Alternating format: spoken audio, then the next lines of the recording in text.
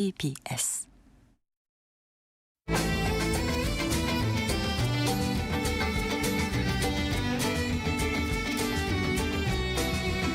오늘을 함께하며 여러분의 내일을 응원합니다. 성공예감 이대호입니다.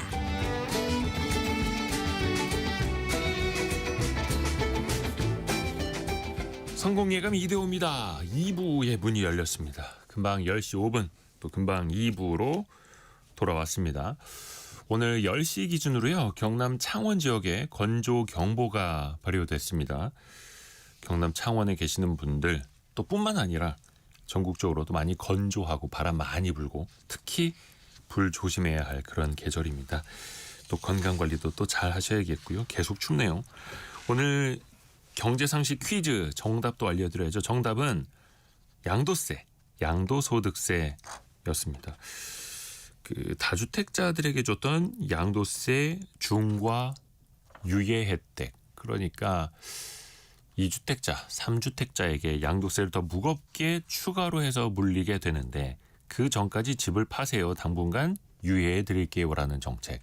이게 사실 또 유예의 연장이 되다 보니까 또 학습 효과가 있었던 거죠. 그런데 이번에는 이재명 대통령은 더는 연장하지 않겠다라고 이야기를 했습니다. 그게 5월 9일로 끝나는 걸로 알고 있는데 해서 그 전에 다주택자들의 급매물이 시장에 나올 것이다, 쏟아질 것이다 라는 전망과 아니다, 차라리 보유하거나 증여를 택할 것이다 이런 전망도 엇갈리고 있죠. 2928 쓰시는 분은 정답 양도소득세. 오늘 반지하 월세에서 깨끗한 원룸으로 이사해요. 다음에는 내 집 마련해서 이사하고 싶네요 라고 보내주셨습니다. 오, 축하드립니다. 이게 좀 작아 보이긴 합니다만 내 집 마련, 성장 사다리 한 칸 한 칸 올라가는 게 진짜 뿌듯한 거죠. 축하드립니다. 축하드립니다. 다음번에는 꼭 내 집 마련해서 성공하시길 바라겠고요.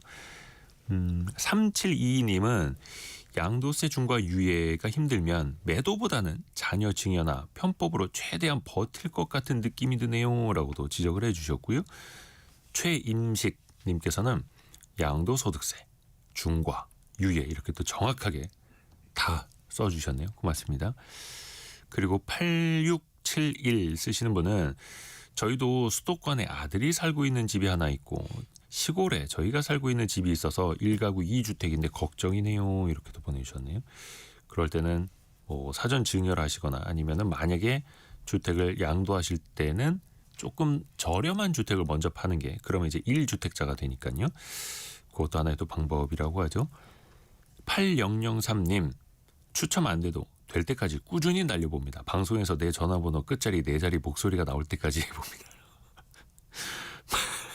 8003님, 예, 고맙습니다. 또 추첨을 통해서 저희가 선물을 보내드릴까요? 예, 계속해서 여러분의 실시간 의견도 보내주십시오. 짧은 문자 50원, 긴 문자 100원이 드는 샵 9730, 또 비용 들지 않는 KBS 콩이 열려 있고요.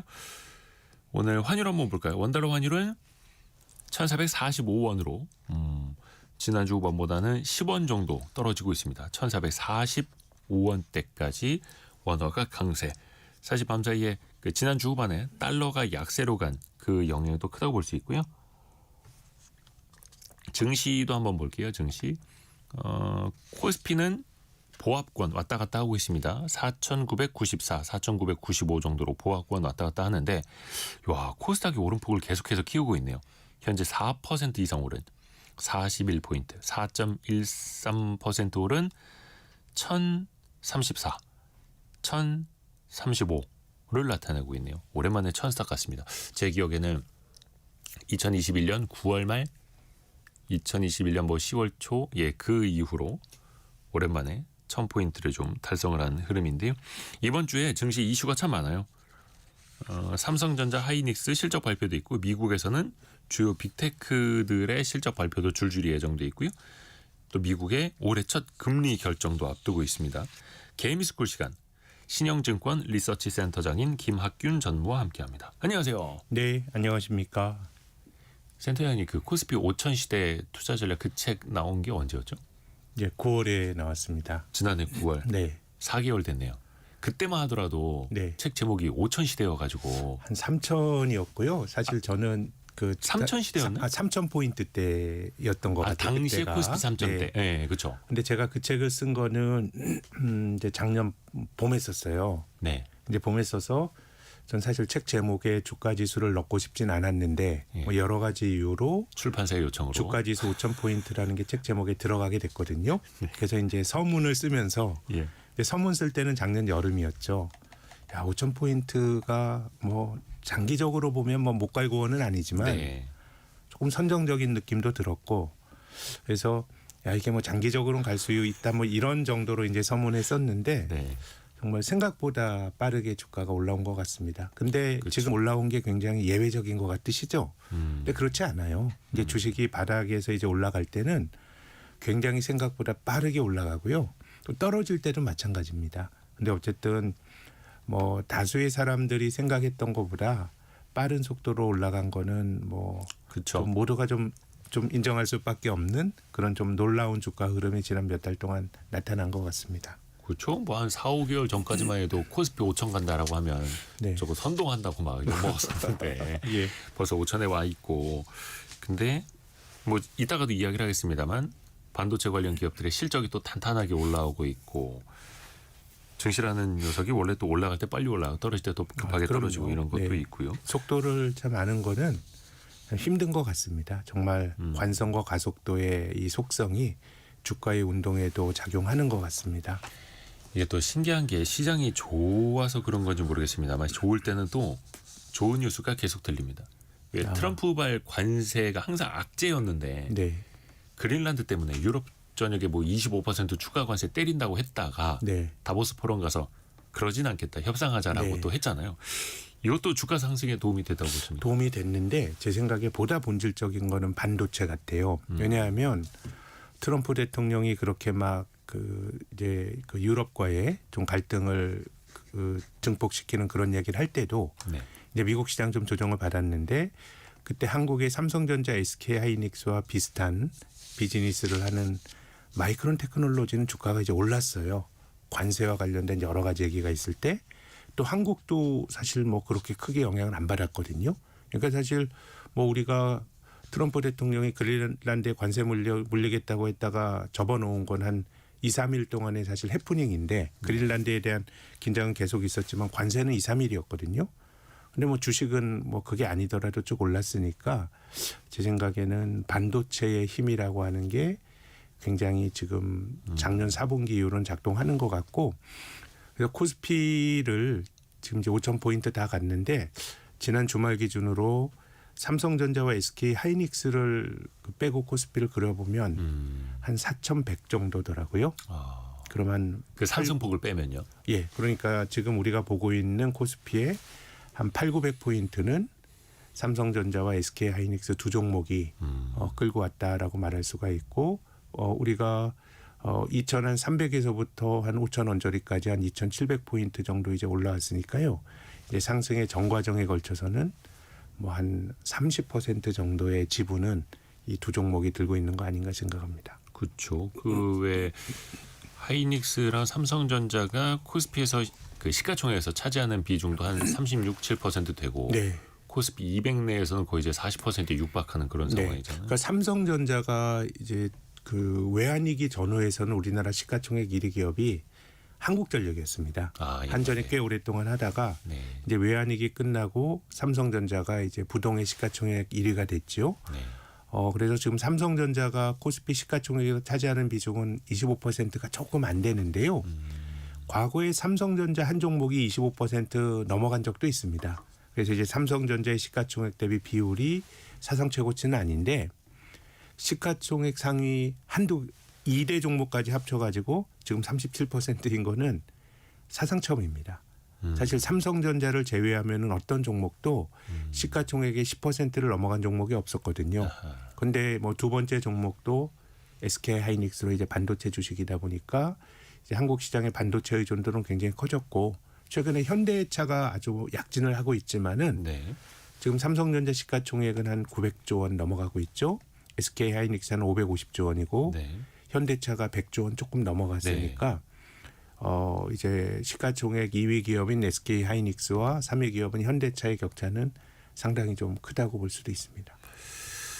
그러게요. 그러니까 사실 또 하나 좀 살펴보다 보면 오늘은 좀 하이닉스가 2.3% 조정을 받고 있고 삼성전자도 좀 보합권에 있는데 이게 무슨 의미가 있을지 모르겠습니다만 왜 라운드 넘버라고 하지 않습니까? 3천, 4천, 5천 어떤 큰 문턱을 한번 딱 넘어서고 나면 좀 조정을 겪는 기간들이 나오더라고요.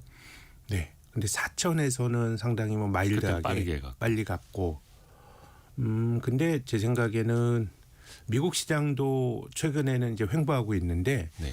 작년까지는 미국 시장이 굉장히 이제 아주 기복 없이 잘 오른 걸로 많은 이들이 생각하지만 작년 1분기에 S&P 500이 20% 가까이 밀렸습니다. 그래서 제 생각에는 그런 걸 알려 그러면 안 돼요.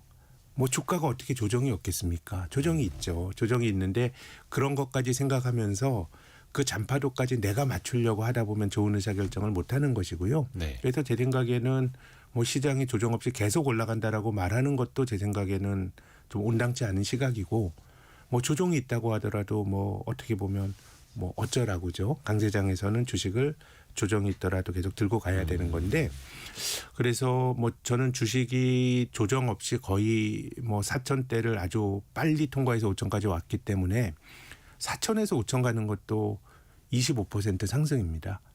주가 지수가 25% 오른다는 건 이건 뭐 굉장히 엄청나게 많이 오른 거거든요. 그래서 전 조정이 오면 상당히 좀 세게 올 수도 있다고 보는데 이제 투자자들이 야, 조정이 있다고 그걸 팔고 뭐 바닥에 더 사고 이런 건 참 힘든 일이에요. 그래서 제 생각엔 너무 단기적인 흐름에 그 짧은 파동을 맞추려 그러면 좋은 의사결정을 못한다는 말씀 드리고 싶고 근데 이제 조정이 어떤 계기로 올 거냐 그건 저는 뭐 미국의 금리인 것 같습니다. 근데 지금은 실물 경제보다 이 자산 시장이 훨씬 좋은 게 이제 글로벌하게 공통적으로 나타나는 모습이고요. 그렇죠. 이게 유동성이 많기 때문인데 이제 뭐 인플레이션과 금리 상승이 전체적으로 유동성 여건을 악화시킬 수 있거든요. 그래서 지난주에 그 트럼프가 그 유럽에 대해서 그린란드에 그 군대를 파견한 유럽 국가에 대해서 25% 관세 물린다라고 했을 때 미국의 10년짜리 국채 수익률이 최근에 4.1포인트대에서 거의 붙어 있듯이 움직이지 않다가 4.3까지 갔거든요. 네. 그래서 제 생각에는 야 이거는 조금 시장이 단기 조정에 어떻게 보면 트리거로 그 계기가 될 수도 있지 않을까 생각했는데 그 카드를 빨리 지금 내려놓으면서 다시 좀 4.2까지 떨어졌습니다. 그래서 뭐 과거에 그랬으니까 뭐 앞으로도 그럴 거다라고 하는 주장을 하는 건 아니지만 최근 몇 년 동안에는 미국의 장기 금리 움직임이 굉장히 중요했고 뭐 제 생각에는 지금 미국의 FOMC가 기준금리를 계속 동결할 거다라고 하는 게 이제 시장의 지배적인 의견이라서 네. 금리를 건드릴 수 있는 요인은 차기 연준 의장 네. 지금 파월 의장이 5월까지 연방준비제도 의장 임기에서 이제 물러났는데 좀 트럼프가 바꿀 거라고 하니까요. 그렇죠. 이제 차기 연준 의장이 누가 되느냐에 따라서 금리가 좀 움직일 수 있는데 저는 트럼프 대통령이 선호하는 사람이 지금도 트럼프 대통령은 미국 금리가 너무 높다 낮춰야 된다고 주장하잖아요. 그렇죠. 그래서 트럼프 대통령이 말을 순순히 듣는 사람이 만약에 연준 의장 후보에 오르면 저는 오히려 시장의 금리가 올라갈 것 같아요. 뭔가 신뢰가 흔들리면서요. 신뢰가 흔들리고 인플레이션에 대한 어떤 억제자로서 중앙은행의 신뢰가 흔들리면 그렇게 될 수 있는데 지금 알게 모르게 미국의 자본시장이 미국의 이제 채권시장이 그런 우려를 반영하고 있습니다. 왜냐하면 지금 채권금리 좀 슬금슬금 올라가고 있죠. 올라가고 있고 작년 9월, 10월, 12월에 연준이 금리를 낮췄잖아요. 네. 기준금리를 3번 낮췄지만 시장의 장기금리는 안 떨어졌어요. 제 생각에는 이게 암묵적인 인플레이션에 대한 걱정, 특히 뭐 이제 지표를 두고 봐야 되는데 미국의 물가는 뭐 전년 동월비에 한 3% 상승까지 갔다 지금 2.7 정도에서 이 그 개인 소비 지출 물가냐 소비자 물가 지수나 이제 움직이는데 좀 애매한 수치예요. 연준이 목표치로 삼는 2%보다 이제 높은 수치인데 최근에 아마존 CEO가 이런 얘기를 했거든요.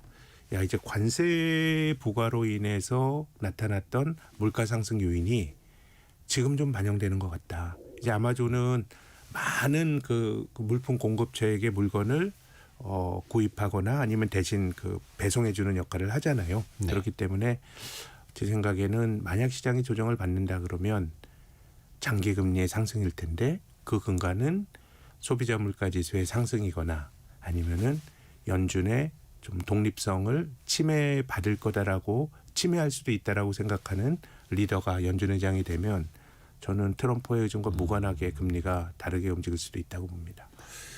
그래서 보면은 케빈 해시, 그 다음에 케빈 워시, 네, 둘 다 케빈이었는데 두 사람 중에 한 명이 될 것처럼 하다가 최근에는 릭 라이더, 네, 블랙록의 최고 그 채권 투자 책임자, 그렇죠. 네. 가 다시 이제 급부상한다 하더라고요. 이것도 그러면 어떻게 보면 시장을 좀 의식하는 뭐 내용인가요? 여러 가지로 저는 파월 의장의 행보도 좀 눈여겨봐야 될 것 같아요. 왜냐하면 연방준비제도 지금 의장이지 않습니까? 네. 연준 의장은 연방준비제도 이사 7명 중에 한 사람이 됩니다. 근데 연방준비제도 이사의 임기는 14년이거든요. 네. 그래서 파월이 5월 달에 연준 의장에서 물러난다고 하더라도 연준 이사로 남아 있을 수 있습니다. 과거에 그랬던 사례도 있고. 근데 통상적으로는 이제 최근에는 이제 연준 의장에서 물러나면 연준 이사회에서도 나왔는데 최근에 연방준비제도 7명의 이사를 둘러싸고 트럼프 대통령이 자기 사람 꽂으려고 노력을 많이 하지 않습니까? 네. 스티브 마이론이라는 사람은 작년 8월에 연준 이사로 들어갔고 맞아요. 또 리사 쿡이라고 하는 연준 의사가 그 모기지 대출을 받는 과정에서 트럼프 대통령이 이 사람을 해임시키려고 그랬잖아요. 네네네. 근데 지금 미국 법원에서 그건 온당치 않다 그래서 리사 쿡은 이제 연준 이사 멤버에 남아 있는데 그래서 만약에 파월 의장이 내가 이사회에 남을 거야라고 주장을 하면 새로 의장을 하나 임명하면 누가 나가야 되거든요. 그럼 나갈 사람은 지금 저 임기를 생각하면 그 스티브 마이런이 나갈 수밖에 없어요. 그러면은 이제 연준을 어느 정도 장악하려고 했던 트럼프 대통령의 의도가 조금 이제 벽에 부딪힐 수 있기 때문에 예. 제 생각에는 후임 의장도 관심사고 제 생각 파월 의장이 연준 이사회에 남을 가능성은 낮다고 보지만 네. 지금 이제 연준의 독립성이라든가 또 연준 이사 멤버로 자기 사람을 꽂으려고 하는 트럼프 대통령의 의도가 너무도 노골적이기 때문에 그것도 한번 좀 눈여겨볼 만한 포인트가 아닌가 싶습니다. 근데 뭐 이미 연준의 독립성을 침해하고 있는 거는 현재 진행형이잖아요. 현직 연준 의장을 검찰의 수사를 받도록 네. 하고 막 이렇게 또 내몰고 있으니까. 그래도 그렇게 이제 정치 권력이 굉장히 또 그 SNS에는 인격 모독적인 뭐 멍청이라든가 이런 예. 발언도 많이 했는데 트럼프 스타일로. 뭐 연준 의장도 제 생각에는 전문가고 전문적인 직업인이라 그러면 파월 의장이 나름 어떤 그 독립성이나 이런 것들은 잘 균형을 잡아왔다고 생각합니다.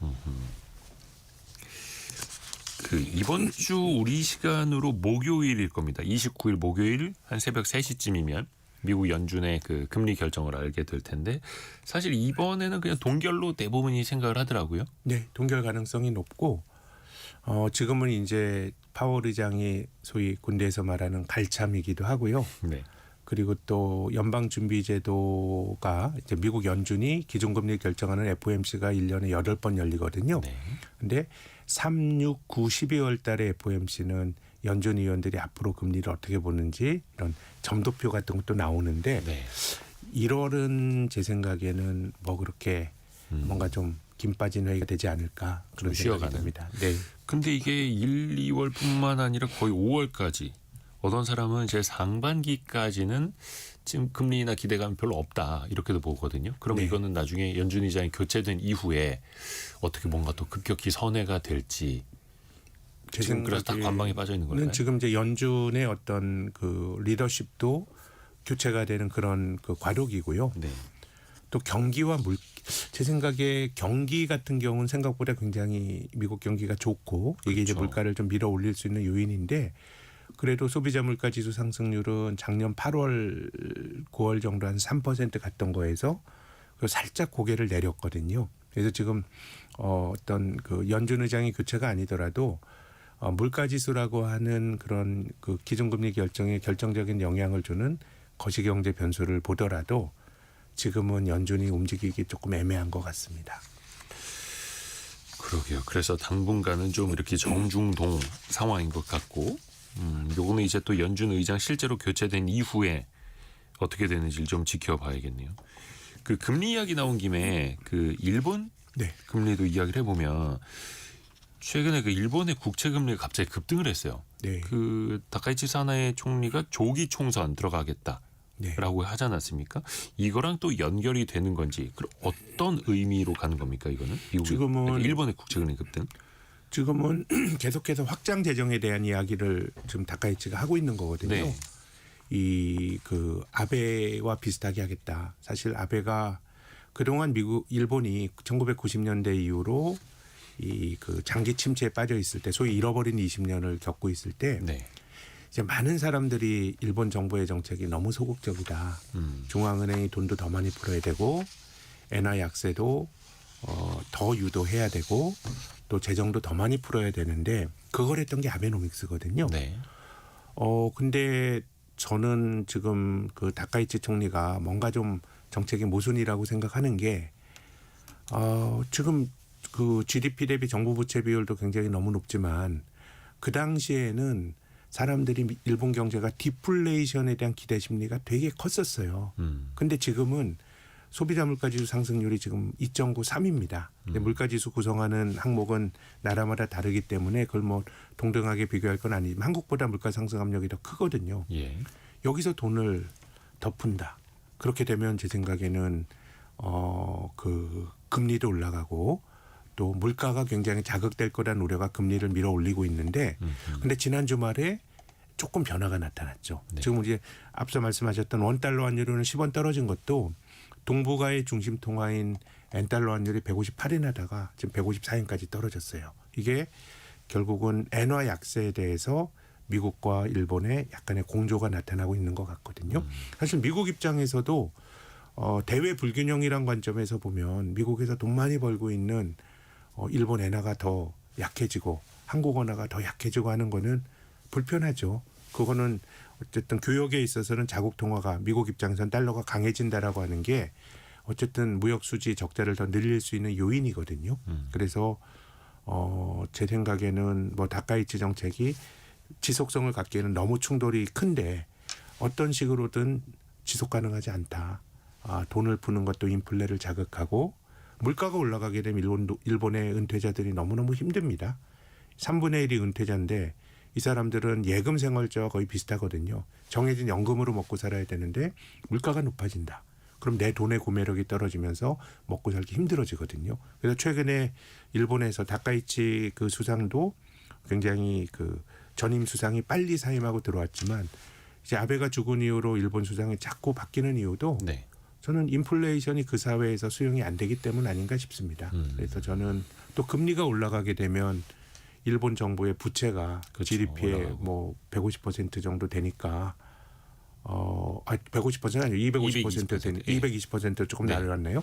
200%가 넘기 때문에 결국은 이게 지속 가능하지가 않은 거 아닌가. 그래서 제 생각에는 어쨌든 이게 환에서 나오냐, 금리에서 나오냐, 인플레이션에 나오냐, 어떤 것은 변화가 나타나야 되는데 가장 큰 변화가 저는 환에서 지나치게 나타났던 엔화 약세. 이게 돈을 풀 거라는 우려로 엔화 가치가 약했던 거거든요. 그래서 이게 기대가 바뀌는 게 아직 금리는 고공권이지만 엔은 강해지고 있거든요. 그럼 저는 금리도 조금 여기서 더 올라가기보단 떨어질 가능성이 좀 높지 않을까 생각합니다. 다시 이제 국내 시장으로 좀 돌아가 볼까요? 아까 이제 5천까지 굉장히 빠르게 올라왔다 이야기를 했고 또 오늘은 코스닥도 지금 현재 5.1%나 급등을 하고 있습니다. 참 빨라요. 지금 대형주들도 또 이제 조정을 좀 받다 보니까 소형주로 매기가 이제 넘어가는 것 같기도 한데 이럴 때 이른바 이제 포모라고 하죠. 나만 없어라고 하는 이제 그 공포심에 막 추격 매수를 너무 서둘러서 하시려는 분들도 있고 또 너무 빨리 올라서 두려워서 손이 안 나간다라는 분들도 있고 이럴 때 리스크 관리는 좀 어떻게 하는 게 좋을까요? 참 뭐 어렵죠. 네. 제 생각에는 가격을 볼 일은 아닌 것 같아요. 내가 그 가격이 올랐더라도 좀 쉽진 않은 지금 이제 포모 느끼는 것 자체가 가치가 아니라 가격에서 오는 거거든요. 올라가니까 내가 이 기회를 놓치지 않을까라는 두려움이 있는 건데 근데 저는 많이 올랐기 때문에 더더욱 신중하게 보는 게 맞는 것 같고 제 생각에는 시장을 대표하는 대표 지수에 대한 투자를 권해드리고 싶은데요. 지금 종합주가지수가 많이 올랐지만 코스피 대비 초과 수익을 얻은 게 작년에도 전체 상장 종목의 15%는 안 되고요. 네. 우리가 이제 종목을 사는 행위는 굉장히 큰 돈을 벌기 위해서 사는 거지만은 이런 강세장에서는 시장 주가 지수를 사실 이렇게 이기기가 되게 힘들어요. 그렇게 된다 그러면 시장에 대한 적립식 투자나 이런 것들을 권해드리고 싶고 뭐 나머지 것들에 대해서는 제 생각에는 조급함에 주식 사는 건 늘 안 좋은 것 같아요. 그리고 마음이 굉장히 이제 지금 말 그대로 이제 포모가 생기는 그런 단계인데 어쨌든 주식을 사는 행위는 돈을 벌기 위해서 사는 거잖아요. 지금은 어떻게 보면 주식을 샀을 때 내가 돈만 갖고 있고 주식 살 여력이 있는 사람들의 입장에서는 아 내가 돈만 갖고 있는데 주가가 더 올라갈 거란 두려움이 존재하는 겁니다. 그래서 올라갈 거란 기대로 주식을 사는 거지만 특히나 주식 투자를 지금까지 안 하셨던 분들은 저와 대표님 초반에 얘기한 것처럼 뭐 저도 몰랐지만 2,300에서부터 5,000까지 이렇게 빨리 올지 몰랐거든요. 네. 근데 올랐으니까 하고 싶지만 2,300에서 5,000까지 올라올 걸 모르는 사람이 5,000에서 6,000, 7,000 간다라는 걸 알 수 있다고 생각하면 안 돼요. 그래서 지금은 많이 올랐기 때문에 이 조정은 언제든지 나올 수가 있기 때문에 정말 조정을 견딜 수 있는 여윳돈으로 투자하는 게 절대적으로 필요한 것 같고 또 개별 주식을 고르기가 쉽지 않으시다 그러면 시장 대표 지수에 투자하시는 약간의 좀 패시브하게 투자하시는 것도 권해드리고 싶습니다. 박미서님이 그러게요. 3천 됐을 때도 너무 올랐나 해서 못 들어갔는데 어느새 4천 또 5천 진짜 이제 못 들어가요 이렇게 이야기해 주셨고 이게 그 개별 주식 때도 비슷한 것 같아요. 뭐 한 7만 원, 8만 원, 9만 원 돼서 하다 못 들어가다가 한 14만 원, 15만 원 되면 지금이라도 이런 생각도 들고 또 나중에 어떻게 될지 모르겠습니다만 더 올라가면 이제 그때 제일 마지막에 뛰어들었다가 네. 내가 사면 꼭지야 또 이런 말을 또 반복하게 되고요. 근데 우리가 뭐 이거는 올라온 거를 몰랐다라고 하는 게 투자를 망설이고 계시는 개인 투자가분들뿐만 아니라 뭐 이제 주가 분석을 업으로 하는 저도 몰랐거든요. 근데 투자라고 하는 게 그런 거를 잘 맞추는 게임이 아닌 것 같아요. 그렇죠. 그걸 뭐 어떻게 알겠어요. 근데 삼성전자 지금 말씀하신 삼성전자 주가를 가지고 좀 말씀드리고 싶은 거는 2021년도에 1월 달에 삼성전자 주가가 그때도 반도체 빅사이클이라는 그런 어떤 기대가 커지면서 9만 원대 갔잖아요. 네. 근데 그 주식이 5만 원 밑으로 살짝 떨어지기도 했어요. 한 3, 4년 동안에. 그렇죠. 지금 삼성전자 포비아가 있지만 작년 여름까지만 해도 제일 걱정스러운 주식이 삼성전자 주식 아니었나요? 그렇죠, 그거 들고 국가적으로. 있으면 이거 언제 올라가 했는데 그래서 이걸 알기가 힘든데 저는 정말 지금 투자하시는 분들은 지금 주식이라고 하는 게 6천 갈 수도 있고 5,500 갈 수도 있다고 봐요.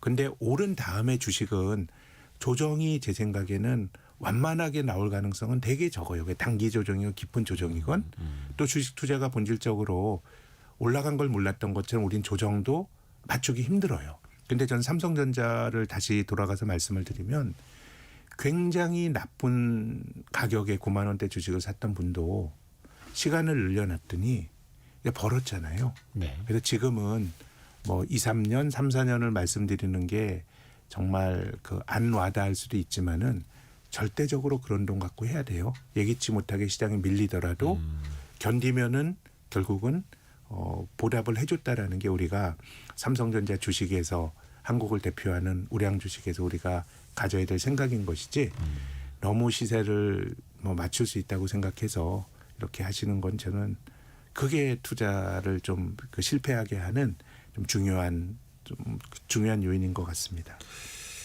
그리고 뭐 보도된 바에 따르면 오늘 국민연금 기금운용위원회가 긴급회의를 연다고 해요. 어떻게 보면 이제 국내 증시가 많이 올라오다 보니까 배분해 놓은 것 중에서 국내 주식 비중이 이제 거의 턱에 차서 그런 거잖아요. 네, 네. 또 일각에서는 뭐 대통령도 이야기를 했고 국민연금이 국내 주식 또 뭐 코스닥도 더 많이 담도록 해야 한다 이런 이야기들도 나오고 있는데 이 현상은 좀 어떻게들 보고 계세요? 저는 지금까지 국민연금이 해왔던 방식이 본질적으로는 좋다고 생각해요. 어떻게 보면 국민연금의 특정 자산에 대한 편입 비율의 목표치는 어느 자산을 한국 주식을 얼마만큼 산다가 아닙니다. 네. 자기들이 가지고 있는 금융 자산에서 한국 주식이 차지하는 비중이 국민연금의 운용 목표치거든요. 이렇게 운용하다 보면 올라간 자산은 줄이게 되고 또 주가가 떨어지게 되면 많이 사게 돼요. 그래서 이제 한국을 대표하는 연기금이 시장의 과열을 방지하고 또 나름 떨어질 때 또 굉장히 힘을 발휘하는 그렇죠. 그땐 또 그런 다시 역할을 사게. 해왔고 네. 또 연금의 수익률이라는 관점에서 보더라도 제 생각에 올라간 자산 줄이고 떨어진 자산 늘리는 게 굉장히 단순하지만 나름 또 직관적이고 좋은 투자 방식인 것 같습니다. 다만 그러면 이제 기술적으로 뭐 한국 주식을 연기금의 이제 몇 %까지 할 거냐라고 하는 매우 이제 기술적인 주제인 것 같아요. 그렇기 때문에 뭐 지금 뭐 여러 가지 결론이 좀 이제 곧 우리가 볼 수 있겠습니다만은 기본적인 틀은 연기금이 운용하는 그런 방식 자체가 제 생각에는 좀 존중되어야 된다고 생각합니다. 그러니까 그 기금운용위원회 내부에서 결정을 해서 확대를 하더라도 그런 방향으로요. 그것도 뭐 시장에 대한 전문가들이 있고 또 잘 운영을 해 온 거 아닙니까? 그렇기 네. 때문에 어쨌든 전문가들의 의견이 많이 존중되어야 된다고 생각합니다. 좀 올라갈 땐 한없이 올라갈 것 같지만 네. 아까 말씀드린 것처럼 이게 장기적으로 투자할 때 주식이나 채권이나 막 이제 복잡하게 투자하잖아요. 근데 역사적으로 보면 그냥 주식육 채권사 육사 포트폴리오가 웬만한 헤지펀드들이 막 이거 했다 저거 했다 보다 성과가 나왔고요. 또 아까 말씀드린 것처럼 올라간 거 줄이고 떨어진 걸 늘리는 방식이 이 복잡한 재산 배분에 앞서서 굉장히 좋은 성과를 이제 냈기 때문에 일단 기본적으로는 좀 존중을 하고 지금 변화한 환경에 대해서 좀 뭐 논의를 해야 되는 게 아닌가 싶습니다. 그렇게 왜 센터장님도 왜 증권업계 간담회라든지 예전에 뭐 대통령도 뭐 이렇게 리서치 센터장 간담회 갖고 하지 않았습니까? 네. 그런 데서도 이게 의견을 내실 거 아니에요? 네. 어느 쪽 뭐 비중을 더 늘리면 좋겠다. 뭐 코스닥 그런 얘기까지는 뭐 이렇게 뭐 그런 이야기들을 할 기회들이 있죠. 특히 정책의 영역에서 이제 주식시장에 대한 관심이 좀 높아지니까 뭐 오늘 코스닥이 올라가는 것도 제 생각에는 뭐 정책에 대한 기대감이 좀 작동하는 것 같아요. 근데 코스피는 5,000포인트까지 이제 오다 보니까 상대적으로 소외됐던 코스닥 그리고 또 코스닥은 개인 투자가 비중이 되게 높은 시장이거든요. 그렇죠. 그러니까 지금은 뭐 일각에서는 삼성전자와 하이닉스만 올라가고 많은 종목이 소외된다는 평가도 있다 보니 이제 코스닥 시장이 올라가게 되면 전체적으로 즐거움을 느끼는 투자자가 많을 거란 기대도 있는 것 같고 또 한편으로는 뭐 모험자본 투자, 뭐 생산적 금융 뭐 이런 것과 맞물려서 코스닥 시장이 좋은 것 같은데 근데 전 시장을 놓고 보면 좀 코스닥은 굉장히 논란의 그 시장이고요. 네. 또 코스피 시장은 뭘로 보더라도 굉장히 저평가된 시장인데 코스닥은 좀 매우 좀 뭐랄까요? 조금 고민을 많이 해야 될 시장인 것 같아요. 그 고민을 좀 더 많이 해야 되거든요. 그래서 현재까지 들어와 있는 뉴스부터 좀 정리를 해드리고 이어서 이야기를 이어가겠습니다. 오늘 개미스쿨 시간은 김학균 센터장과 이어가고 있고요. 라디오 정보센터부터 중간에 잠시 다녀옵니다. 코스닥이 개장과 함께 장중 1000포인트를 넘기며 급등세를 보이자 프로그램 매수 호가 효력을 일시 정지하는 매수 사이드카가 발동됐습니다. 강훈식 대통령 비서실장이 이재명 대통령의 전략경제 협력 특사 자격으로 캐나다로 출국해 잠수함 수주전 지원에 나섭니다. 강 실장은 이번 잠수함 사업 수주권의 국내 생산 유발 효과를 최소 40조 원으로 추정했습니다. 전직 대통령 배우자로서 헌정사상 최초로 구속 기소된 김건희 씨에 대한 1심 선고가 오는 28일 내려질 예정입니다. 김 씨는 주가 조작, 정치자금법 위반, 통일교 금품 수수 등의 혐의를 받고 있습니다. 팔레스타인 가자 지구에서 한겨울 혹한 속에 땔감을 줍던 소년 2명이 이스라엘군의 총격으로 사망했다고 CNN 방송이 보도했습니다. 지금까지 라디오 정보센터 뉴스 정한나였습니다. 개미스쿨 시간 신영증권 리서치 센터장인 김학균 전무와 이야기 이어갑니다. 와, 이 시각 현재 코스피는 0.5% 조정받고 있는데 코스닥이 5.6%나 오르고 있습니다. 조금 전에 라디오 정보센터에서 말씀드린 것처럼 코스닥 150에 대해서 그 매수 사이드가 너무 많이 올라서 네. 보기 드문 현상입니다. 코스닥에 상장된 종목이 한 1,700~800개 정도 예. 되고요. 코스피보다 훨씬 더 많죠. 2배 이상 됩니다. 네. 근데 그 코스닥 1,800여 개 종목의 시가총액을 다 합쳐도 삼성전자 한 종목의 한 안 절반 되죠. 정도밖에 안 돼요. 예. 그러니까 이건 시장으로 치면 이제 중소형주입니다. 그래서 조그만 자극이 주어지더라도 코스피보다 굉장히 많이 올라갈 수 있어요. 그 예전에 우리가 닷컴 버블 때 모습이나 그때는 뭐 코스닥 시장도 굉장히 컸지만 과거에 창조 경제 그리고 혁신 성장 이럴 때 이제 코스닥 시장 쪽으로 이 굉장히 좀 온풍이 불곤 했거든요. 근데 저는 지금 투자자들이 정책에 대해서 가지는 신뢰성이 과거 어느 정권 때보다 좀 크지 않을까 싶은데요. 어쨌든 코스피 5천이라고 하는 게 설마 되겠어라고 하는 냉소적인 시각도 있었지만 단기간에 이제 왔기 때문에 그래서 저는 코스닥 시장에서 우리가 고민해봐야 될 거는 그 어쨌든 그쪽으로 돈이 조금만 들어가도 급등을 할 수 있는데 네. 그게 여러 가지로 이제 기업의 내재 가치가 뒷받침되지 않는다. 그럼 코스피는 사실 5천까지 왔다고 하더라도 그래도 이익으로 설명이 되는 주가거든요. 뭐 이제 개별 종목의 이 뭐 사정은 다 다르지만 시장 전체적으로 아직도 저평가된 시장이지만 코스닥은 사실 이익으로 설명이 되기가 굉장히 힘든 시장이고 그렇죠. 과거에 여러 가지 정책적 자극이 있을 때 주가는 급등했지만 이게 결국 지탱이 안 되고 굉장히 어려움을 겪었었기 때문에 지금은 좀 많이 고민을 좀 해봐야 되는 거 아닌가라는 생각이 듭니다. 오늘 그 코스닥 시가총액 4위 종목인 뭐 로봇 회사가 상한가를 갔습니다.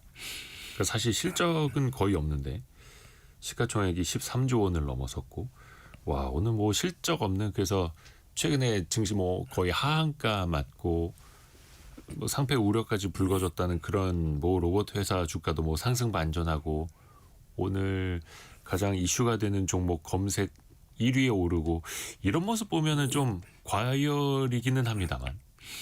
네. 그러니까 뭐 제 생각에는 우리가 코스피가 5천 갔던 걸 몰랐던 것처럼 주식이라고 하는 게 그냥 과하게 움직이는 속성이 있거든요. 네.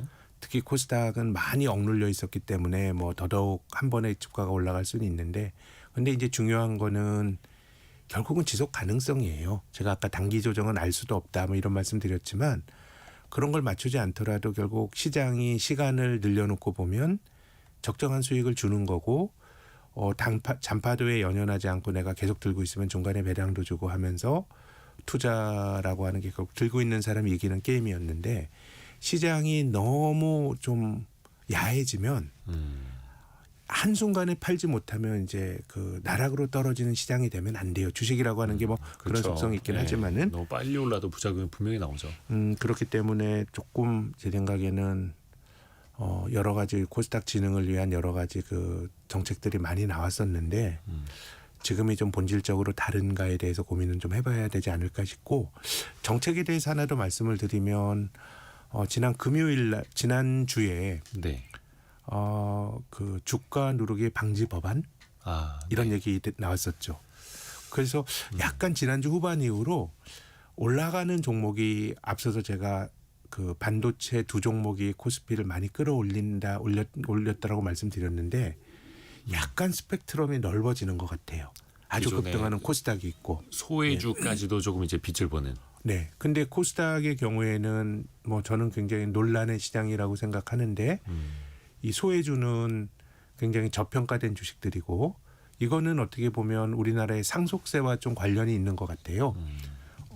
상속세율이 굉장히 높다 보니까 우리나라의 이제 소위 말하는 오너들, 지배주주들은 주가가 올라가는 게 반갑지 않은 경우들이 있거든요.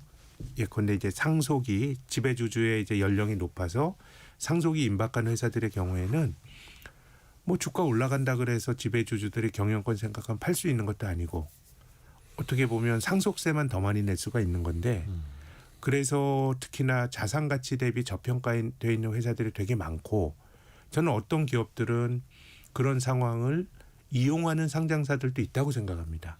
예. 예컨대 기업이 가지고 있는 순자산 가치 대비 시가총액이 10%나 20%밖에 안 되는 예컨대 PBR이 0.1과 0.2밖에 안 되는 상장사들이 꽤 있거든요. 네. 그럼 이런 회사들 보면 회사가 뭐 적자 나는 기업도 아니고 또 많이 투자할 때도 없기 때문에 자본시장에서 뭐 증자를 통해서 자금 조달할 그런 계획도 없는 회사들입니다. 그럼 주가에도 관심 없고 또 주식시장에서 증자를 통해서 자금 조달할 계획도 없으면 굳이 뭐 상장돼 있을 이유가 없거든요. 그럼 그게 왜 그러냐? 저는 상속세 절감 효과가 어느 정도 작동한다고 봅니다. 그렇죠. 시가로 평가하니까. 그렇죠. 주가로. 주식 주가로 평가하니까 기업이 가지고 있는 그냥 실물 자산의 가치 대비하게 되면 100만큼 상속세를 내야 되는데 PBR이 0.1이라 그러면 결국 10%의 상속세만 내고 상속이 이루어질 수 있거든요. 그 10분의 1 가격으로 자녀에게 그 지분을 넘겨줄 수 있으니까요. 네, 물론 모든 기업들이 그런 건 전 아니라고 생각하지만, 네. 근데 이제 그런 기업들이 굉장히 이제 많기 때문에 제 생각에는 어떻게 보면 우리나라의 상속세율이 높다는 거에선 굉장히 이제 논란이 되는 이슈입니다. 기울어진 운동장을 막기 위해서 필요하다는 주장도 있고 너무 과도하다는 주장도 있는데 상장회사의 상당 기업들은 상속하게 되면 상속세를 60%를 내야 되니까 주가와 상속세의 연결고리를 끊어주는 건 전 굉장히 좋은 정책이라고 봐요. 뭐 주가가 올라가도 사실 상관이 없고요. 네. 그렇기 때문에 최근에는 어쨌든 스펙트럼이 좀 넓어지는데 두 가지가 다 저평가된 종목이 주가 누르기 방지 법안 어떤 제정에 대한 기대로 올라가는 거는 조금 차분한 시세고 또 코스닥은 기대가 많이 앞서는 시세인데 뭐 어느 게 정답이다라고 말하기는 어렵지만은 어쨌든 주식시장이 올라가는 흐름들이 좀 다변화되는 거는 지난주 후반부터 나타나고 있는 두드러진 현상인 것 같습니다. 그렇죠. 그래서 오랜만에 그럼 뭐 이제 저평가 자산주들, 소외주들도 좀 빛을 보고 있는 그런 상황인 거고요. 어떻게 보면 또 시장에 또 코스피 많이 올라서 돈 번 사람들이 그거 가지고 또 이제 코스닥 아니면 이제 안 올랐던 주식들로 이제 넘어가는 그렇게 해서 왜 매매 기운이 또 넓어지는 그런 흐름도 나타나고 있는 걸로 보이겠고요. 이거 대형주들 이야기를 좀 해야 되는데 이번 주 목요일이면 하이닉스의 실적도 발표가 됩니다. 네. 삼성전자 이제 잠정치는 나왔습니다. 뭐 확정치를 또 공시를 하게 될 테고 오늘 같은 경우에는 오히려 이제 코스닥이 오랜만에 빛을 보고 하이닉스가 3%나 좀 조정을 받고 있는데요. 그래서 실적 좋다는 건 어느 정도 좀 선반영이 돼 있는 걸까요? 더 또 놀라운 걸 또 보여줘야 될까요? 근데 더 놀라운 기대를 갖기에는 네. 지금 반도체 주식은 올해까지 뭐 분기가 아니고 올해까지 상당히 좋을 거다라고 하는 기대가 거의 투영이 되어 있거든요. 그래서 뭐 이 기대를 뭐 제 생각에는 굉장히 좋게 나올 가능성이 높고요. 또 주가도 삼성전자는 바닥에서 뭐 5만 원으로 잡으면은 한 3배 정도 오른 셈이네요. 하이닉스는 저점에서 한 지금 4, 5년 보면 10배 정도 올랐거든요. 그래서 이제 기대는 상당히 많이 좀 이미 투영하고 있는 거 아닌가라는 생각이 들고 네. 반도체주들의 경우에는 한국이나 이제 미국이나 지금 올해 지금 1월인데 네. 작년 4분기 실적을 보는 거잖아요. 그래서 올해 1월이기 때문에 2026년 올해 11개월 남아있는 올해 실적도 되게 중요하지만 엔비디아 주가 이런 걸 보면은 작년 11월에 호실적을 발표하고 횡보하거든요. 네네네.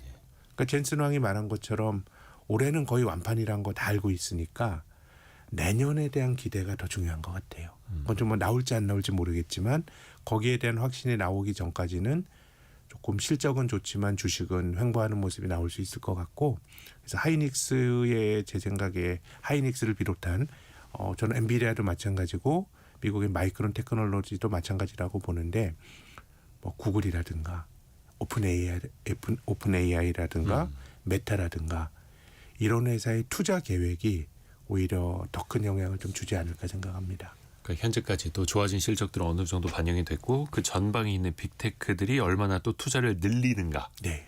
반도체를 얼마나 또 필요로 하는가를 봐야 되겠고. 지금은 약간 의심을 좀 하는 거잖아요. 예. 구글은 굉장히 잘 나가고 투자할 것 같은데 메타도 잘할 수 있을까?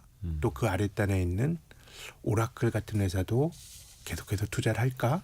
지금 그런 식의 투자가 몰리면서 반도체 풍기가 발생한 거기 때문에 제 생각에는 그 앞단에 있는 전방 산업에 있는 회사들의 투자 계획이 보다 더 중요하지 그러게요. 않을까 생각합니다. 특히 이번 주에 마이크로소프트, 뭐 테슬라, 메타, ASML, 애플, 아마존 등등 빅테크들의 실적 발표가 줄줄이 이어지더라고요. 네.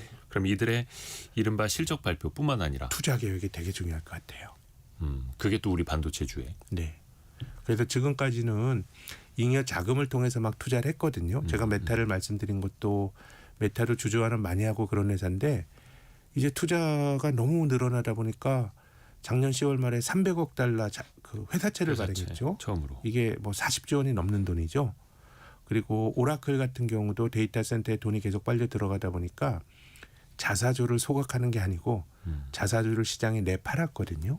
그래서 지금은 투자가 급속도로 이제 늘어나고 있기 때문에 1차적으로 야, 이 기업들이 투자 이렇게 해서 벌 수 있냐라는 우려가 있는 거고 의문이 있는 것이고 그럼 이런 우려가 있는 상황에서 이 앞단에 있는 반도체의 어떤 그 전방 산업이 계속해서 투자를 또 늘릴 거야라는 어떤 생각이 있는데 이건 제 생각에는 올해가 아니라 적어도 내년 정도 투자와 관련된 어떤 시계가 나와야 거기 칩을 파는 회사들의 주가도 좀 유의미하게 반응하지 않을까 생각합니다. 그렇죠. 그래서 뭐 메타를 비롯해서 회사채 발행에서까지 데이터 센터 확충하는 기업들, AI 발전시키는 기업들의 시장의 반응이 어떤지, 그 회사채가 얼마나 또 소화가 되는지, 네. 또 그래서 그 빅테크들의 실적이 또 잘 나와야 그들의 투자가 또 지속 가능할 테고, 네. 아까도 우리가 잠깐 금리 이야기를 했습니다만 금리 환경도 또 좋아져야 이들이 투자를 더 늘릴 테고 이게 또 다 맞물려 있는 그래서 제 거죠. 생각엔 금리가 올라가면 여러 가지에 조금 부정적인 영향을 줄 수가 있습니다.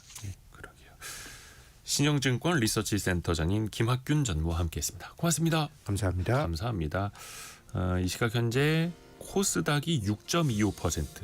뭐 제가 말씀드릴 때마다 오름폭이 커지고 있네요. 1056까지 가고 있고요. 코스피는 0.8% 조정을 받고 있습니다. 저희는 내일 아침 9시 5분에 다시 뵙겠습니다. 성공 예감은 오늘도 여러분을 응원합니다.